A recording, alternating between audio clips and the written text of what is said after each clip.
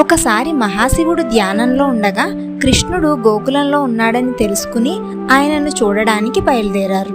అప్పుడు పార్వతీదేవి, స్వామి, గోకులంలో వెన్న ఎంతో రుచిగా ఉంటుందట కదా, మీరు వచ్చేటప్పుడు నాకు తీసుకురండి అని చెప్పింది.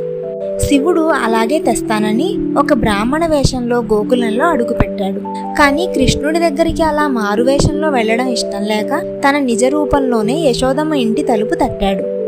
యశోద ఆ భయంకర రూపాన్ని చూసి శివుడని గుర్తించలేక కృష్ణుడు భయపడతాడని ఆయన్ని అక్కడి నుంచి వెళ్ళమంది. శివుడు అలాగే వెళ్ళిపోయాడు.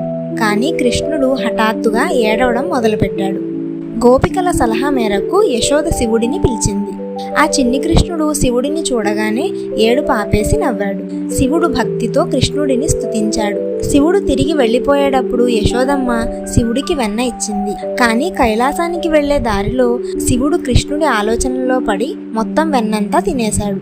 కైలాసం వెళ్ళాక పార్వతీదేవి ఆ ఖాళీ పాత్రను చూసి నవ్వింది. అప్పుడు శివుడు ఆయన పొరపాటున వెన్నంతా తినేశానని గ్రహించాడు. శివుడికి కృష్ణుడికి ఒకరిపైన ఒకరికి ఎంతో ప్రేమ ఉందని ఈ కథ వల్ల మనకి తెలుస్తుంది.